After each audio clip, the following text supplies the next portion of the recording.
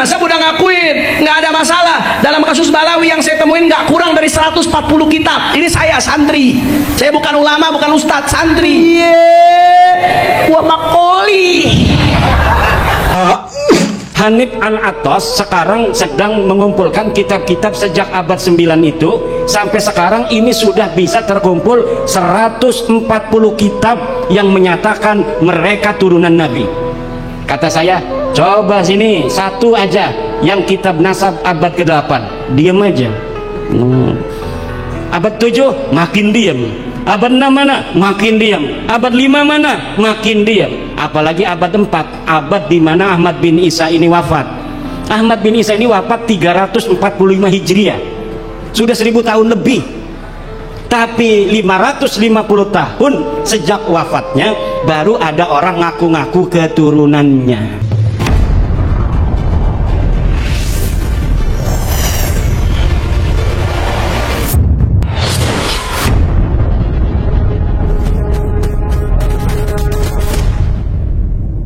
Nabi SAW di situ menegaskan membangga-banggakan nasab adalah perbuatan jahiliyah. Jahiliyah juga. Makanya Imam Haddad sampai mengatakan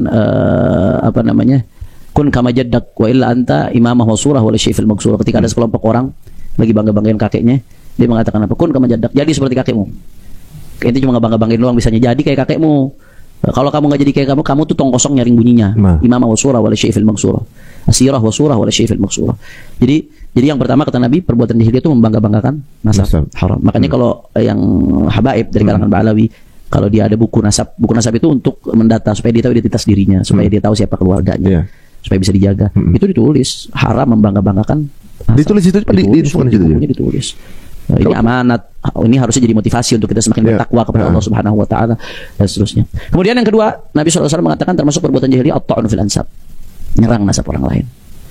Jadi membanggakan nasab jahiliyah, tapi nyerang nasab orang lain juga jahiliyah juga. Enggak mesti harus nasabnya Nabi gitu kan? Enggak, umum. Nasab siapapun nasab kalau diserang udah dosa. Jahiliyah. Nanti saya akan jelaskan apa yang dimaksud nyerang itu. Kemudian di hadis lain, sama hadis sahih juga riwayat sahih Muslim, Rasulullah SAW mengatakan, "Ithnani fin nasi huma bihim kufrun." Kata Nabi, ada dua perkara di tengah-tengah orang yang mana dua perkara ini merupakan bentuk kekufuran, kata Nabi SAW. Kufur. Cuman ulama menafsirkan itu maksudnya kufur ay min khisalil kufar, kebiasaannya orang kafir. Apa di antaranya? Itu at-ta'nu fil ansab, kata Nabi, nyerang nasab orang lain. Ini hadis sahih juga. Nah, jadi kata Nabi membanggakan nasab jahiliyah, tapi nyerang nasab orang lain juga perbuatan jahiliyah. Bahkan bukan hanya jahiliyah, Nabi sebut kufrun, nyerang nasab orang lain termasuk perbuatan kufur. Nah, Imam, kita kan memahami hadis ini dengan pemahamannya ulama ya, bukan asal sembarang memahami. Al-Imam Al-Hafidh Al-Munawi, seorang ulama besar, dalam kitabnya Faidul Qadir, dalam kitabnya juga Taisir, itu menjelaskan yang dimaksud dengan ta'an di sini, nyerang itu seperti apa? Binahwi qadhin fi nasabin thabata fi dhahir syara'. Menyerang nasab yang udah dianggap sah menurut zahir syariat. Nasab kalau menurut zahir syariat, secara zahir menurut syariat udah sah. Maka kalau diserang, itu yang Nabi sebut kufur. Itu kufur yang, langsung. Kufur bahasanya, kufrun. Kufrun itu maksudnya itu kebiasaannya orang kafir. Kalau orang Islam melakukan itu dosa besar. Itu yang disebut jahiliyah oleh Nabi sallallahu alaihi wasallam. Bagaimana nasab yang udah diakuin? Di antaranya yang udah populer. Ya, antum Mas Ari bin Untung. Se-Indonesia udah tahu Ari bin Untung. Nggak ada yang ngingkari. Tahu-tahu ada orang datang dari Zimbabwe setelah 100 tahun ngotot, Ari itu bukan bin Untung. Padahal se-Indonesia udah tahu Ari bin Untung. Nah, pengakuan masyarakat Ari bin Untung itu dalam legitimasi syariat namanya syuhra istifadhah. Itu sah dalam pandangan syariat karena itu diakui oleh Rasulullah SAW konsep itu, dan itu ijma, 4 madhab mengakui konsep itu. Jadi popularitas bahwasanya Ari bin Untung itu dalam pandangan syariat memberikan legitimasi bahwasanya nasabnya Ari itu anaknya Untung. Selama nggak ada bantahan dari bapak antum atau kerabat antum, selesai. Nah, ini kayak masalah baik. Selama 1000 tahun nggak ada yang ribut bahwasanya Ubaidillah anaknya Ahmad bin Isa. Ini kan yang diributkan Ubaidillah nih. Ubaidillah itu anaknya Ahmad bin Isa. Ya kan, katanya Ubaidillah bukan anak Ahmad bin Isa karena nggak ada catatan ini. Ya. Di situ aja sebenarnya kan? Iya, itu aja yang utamanya itu. Utamanya itu. Ahmad bin Isa ini Ahmad bin Isa An-Nagib bin Isa Ar-Rumi, Ahmad bin Isa Ar-Rumi bin Muhammad Al-Nagib bin Ali Uraidi bin Ja'far Shadiq bin Muhammad Al-Bagir bin Ali Zain Al-Abidin ibn al-Imam Husain As-Sibiq ibn Fatimah ibn Ali bin Abi Talib wa Fatimah Az-Zahra bint Rasulullah sallallahu alaihi wasallam. Nah, di Ubaidillah bin Ahmad itu. Nah, selama 1000 tahun gak ada yang ribut. Bahkan ulama pada ngakuin. Mas Ari nanti selesai ini saya akan hadiahkan buku. Ya, itu saya aja nih, saya santri orang bodoh. Saya bukan ulama. Saya melacak itu nggak kurang dari 140 ulama yang saya dapetin. Ada lagi orang Oman neliti nggak kurang dari 180 kitab. Bukan hanya ulama referensi yang tertulis ya gitu aja. Nggak kurang dari 180 ulama yang non Ba'alawi, yang mengakui nasab Ba'alawi, mengakui keabsahan nasabnya, mengakui status mereka sebagai Ashraf, sebagai Sadat, sebagai Husaini, keturunan Sayyidina Husain. Dan ulama-ulama ini eksternal semua. Yang dari madhab Hanafi, yang dari madhab Maliki, yang dari madhab Syafi'i, yang dari madhab Hambali, bahkan dari luar, dari kawan-kawan Salafi Wahabi, bahkan dari kalangan Syiah pun mengakui. Jadi dari lintas madhab. Makanya sampai Grand Mufti Mesir ketika ditanya masalah ini, Syekh Ali Juma mengatakan, iya nasab ini sabitun bil ijma', sah secara ijma', konsensus. Ada kepentingan apa Syekh Ali Juma mengatakan itu? Turunan Nabi itu harus bisa diverifikasi berdasarkan satu, kitab nasab, dua, kitab sejarah, tiga, tes DNA. Kitab nasab putus, tidak ada satupun kitab nasab yang mencatat habaib ini sebagai keturunan Nabi sampai mereka mengaku di abad 9. Tidak ada. Kitab sejarah tidak ada susunan nama-nama dari leluhur mereka para habaib ini yang dicatat dalam sejarah. Mereka bikin sendiri sejarah-sejarah mereka. Katanya seorang imam, seorang mujtahid mutlak, seorang waliullah. Tapi ketika diteliti di dalam kitab-kitab yang ada pada zamannya masing-masing, tidak ada. Secara tes DNA melenceng kemana-mana. Tes DNA-nya keluarga Nabi yang ada sekarang keturunan J1, dia tes DNA-nya G, golok, gatel. Lalu mereka mengaku turunan Nabi berdasarkan apa? Orang mengaku ya boleh-boleh saja, tapi pengakuan itu harus ilmiah. Ilmiah dalam filsafat itu mempunyai syarat. Pertama, dia harus logis, verifikatif, pragmatis. Ini nasabnya para habaib tidak logis. Kenapa tidak logis?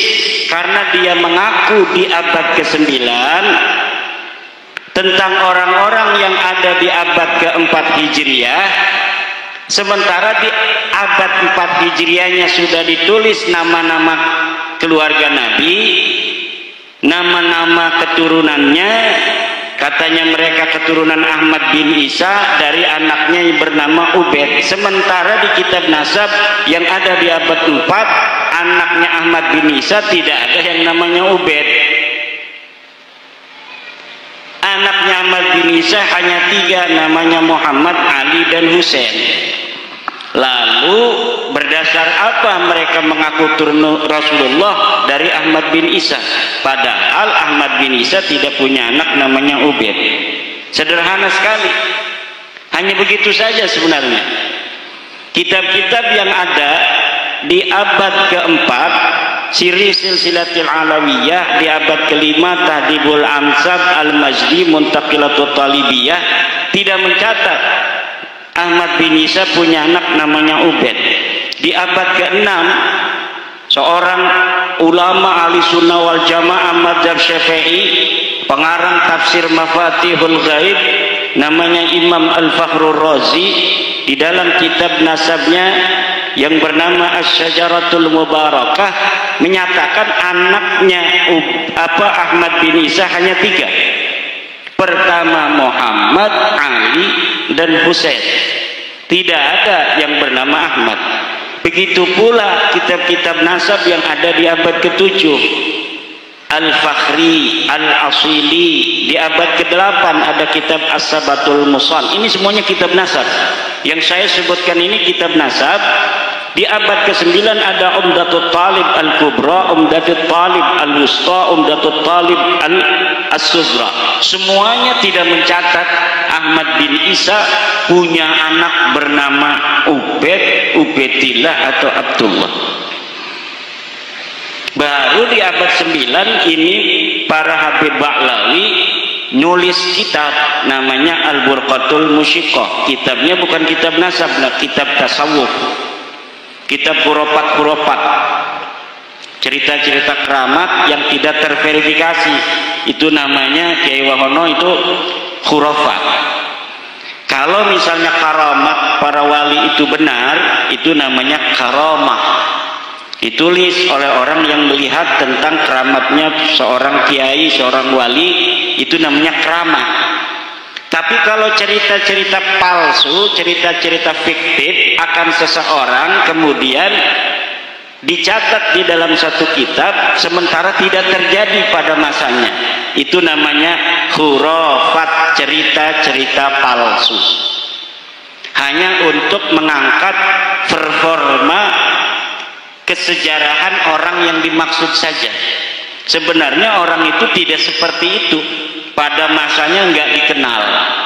Seperti katanya Mi'raj 70 kali sehari. Kakeknya Ba'lawi ini Faqih Muqaddam Mi'raj 70 kali sehari. Itu tidak rasional, yang pertama. Yang kedua, pada masanya hidupnya Faqih Muqaddam ini, dia hidup di abad ke-7 Hijriah, 653 Hijriah dia wafat. Tidak ada satu kitab pun yang mencatat tentang sosok bernama Faqih Muqaddam ini. Tak ayah jelmana.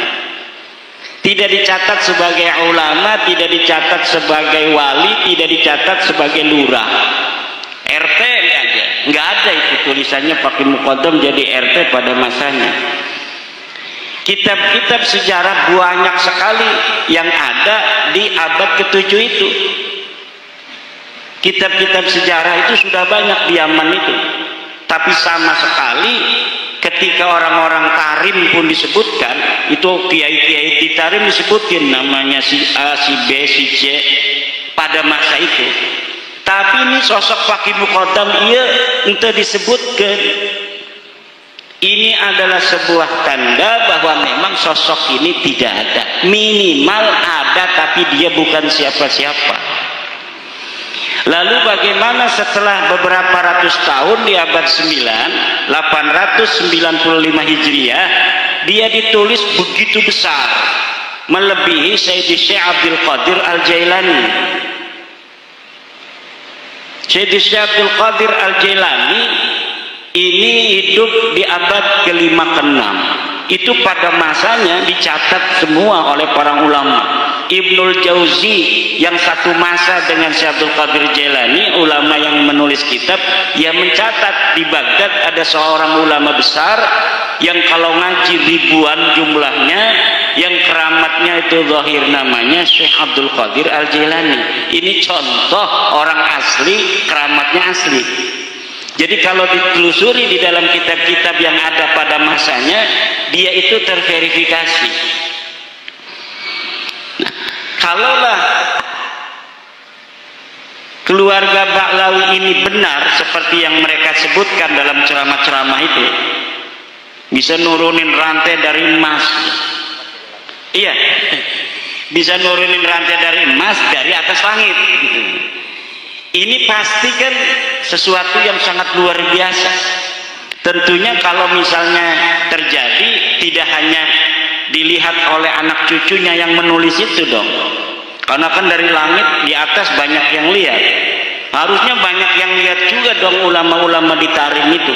Sedangkan di Tarim banyak sekali ulama-ulama dari keluarga Bafadal, dari keluarga Al-Khatib, dari keluarga-keluarga lainnya. Kenapa yang lainnya itu menulis kitab tapi tidak mendeteksi adanya rantai turun dari langit yang terbuat dari emas? Itu tidak ada lagi jawabannya kecuali memang berita itu palsu. Itu namanya khurafat. Itu dari ilmu sejarah tidak terverifikasi, ilmu nasab tidak terverifikasi, ilmu filsafat tidak terverifikasi, karena filsafat harus logis tadi kan, harus logis, verifikatif. Itu dalam teori ilmiah itu logis, verifikatif, masuk akal. Kalau tidak masuk akal sebuah sejarah itu tidak ilmiah namanya. Kalau tidak ilmiah itu namanya cerita saja. Al-khabar, information. Information itu al-khabar mahtamala sidqa wal kadhiba, sesuatu yang mungkin saja benar, mungkin saja salah. Bagaimana kita untuk mengetahui dia salah dan benar? Ya tidak ada lagi kecuali diverifikasi. Teu aya cenah eta syarat-syarat kitab-kitab eta pokona geus surah istifadah geus bae. Lamun wis surah istifadah ya wis sah. Sekarang kan sudah surah istifadah. Surah istifadah itu artinya populer. Sampun viral. Wis viral para habib iki turunan nabi kan. Itu sudah katanya, kata Hanif Alatas. Kalau sudah surah istifadah ya sudah katanya. Harus diterima sebagai turunan nabi. Tidak bisa bos. Tidak bisa. Surah istifadah itu dalam ilmu nasab itu ada definisinya, ada syarat-syaratnya. Kata Ibnu Hajar Al-Asqalani mengatakan, innan nasaba mimma yasbutu bil istifadati illa ayasbuta ma yukhalifu. Nasab itu memang termasuk sesuatu yang bisa untuk ditetapkan dengan popularitas. Cukup populer saja bahwa Kiai Suparman anaknya Kiai Ahmad. Udah didengar di tengah masyarakat begitu ya sudah. Gak usah diteliti-teliti siapa dukun yang menyaksikan lahirnya Kiai Suparman dari istrinya Kiai Ahmad. Gak usah begitu. Tapi apabila sudah nyata ada bukti yang membantah, misal ternyata Kiai Suparman dari Kiai Ahmad ini hanyalah anak angkat, maka surah istifadah itu batal. Dalam kaidah ilmu nasab, idza wujidatir rif'atu batalatil istifadatu. Apabila kitab sudah ditemukan, maka istifadah itu batal. Nah sekarang kitabnya sudah ditemukan, As-Sajarah Al-Mubarakah, anaknya hanya 3, Ahmad bin Isa, Muhammad, Ali dan Husain. Teu aya putra anu ngaranna Ubaid, teu aya putra anu ngaranna Ubaidillah, teu aya putra anu ngaranna Abdullah. Nah kalau sudah begini berarti surah istifadah itu batal. Katanya kan sudah ada di dalam kitab nasab abad 10, yaitu kitab nasab yang pertama kali mencatat Ba'lawi sebagai turunan Nabi itu adanya di abad 10 Pak. Jadi orang yang diakunya ada di abad keempat, Ahmad bin Isa 345 Hijriah, baru ditulis 651 tahun kemudian.